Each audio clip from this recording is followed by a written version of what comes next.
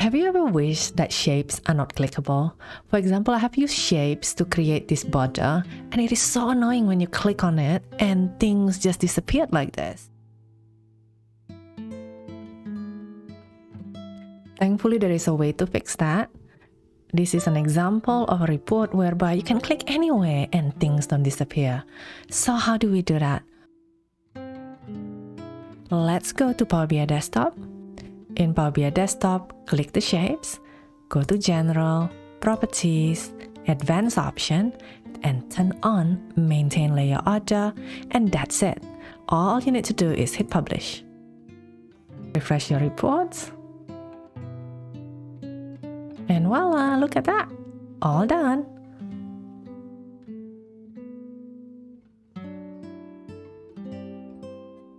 Although we have already set the maintain layer order to be on, in Power BI Desktop, you can still click the shapes and it hides all the other visuals, which is very annoying.